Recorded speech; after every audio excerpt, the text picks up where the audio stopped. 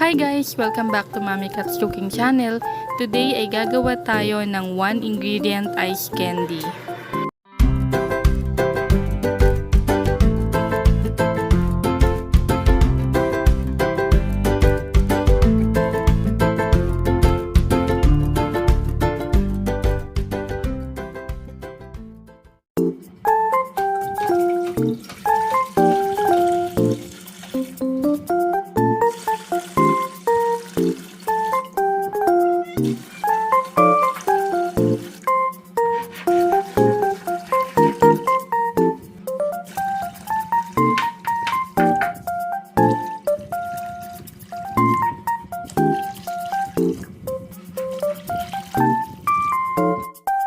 Yung pa-secret muna dito yung aking ingredients or mixture. Pero kung mahuhulaan nyo, go!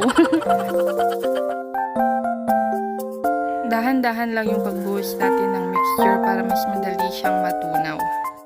At para hindi mahirapan sa paghalo.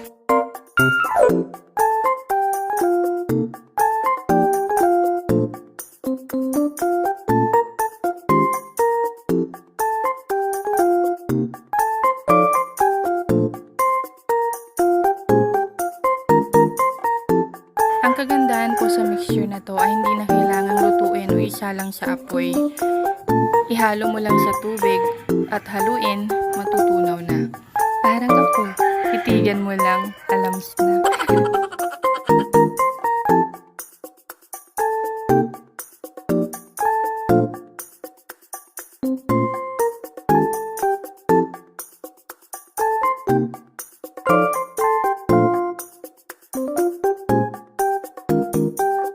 Yung mga bilog-bilog na yan, hayaan mo lang yan, mawawala din yan pag nagtagal.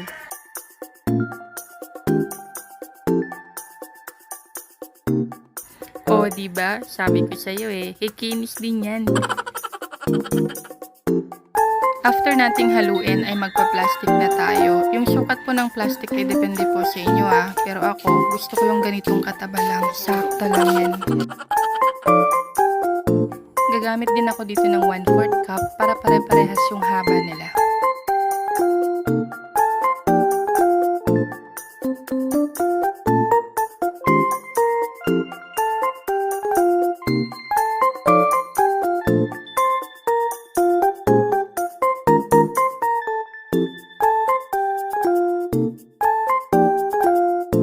Yung ganito pong haba ay sakto lang para sa aking pricing. Pero kung gusto po ninyong gawing 5 pesos yan, habaan nyo pa.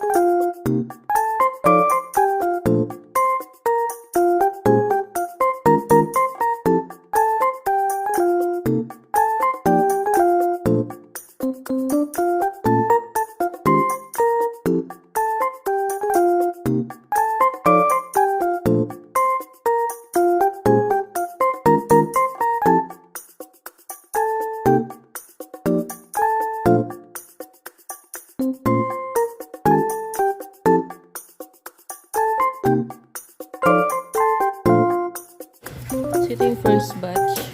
Meron pa lang sa kaserola kalahati. Meron pa dyan. So 65 na itong nagawa natin. Lalagyan muna natin ito sa ref. Habang ginagawa natin yung second batch. Para naman po sa ingredients reveal at costing, nasa dulo po ng video yan. Pero huwag kayo mag-i-skip ha.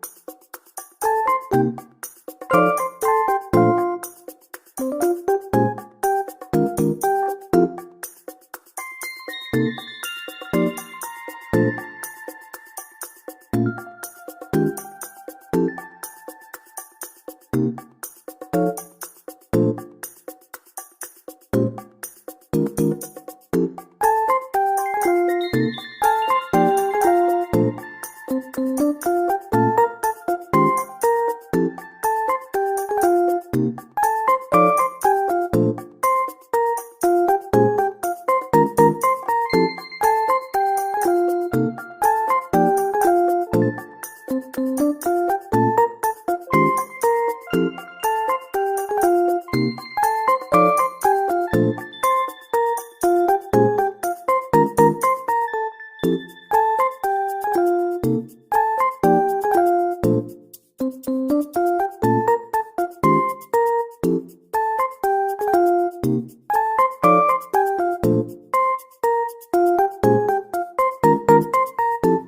so ito na yung last batch natin. This is 28 pieces. So, makikita nyo dito mayroong maliliit pero matataba.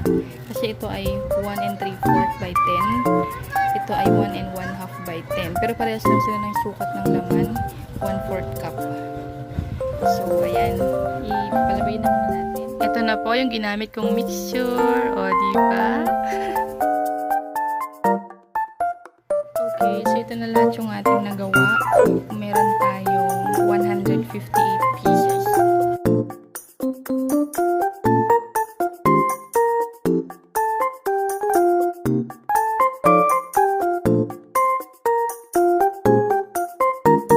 Thank you for watching!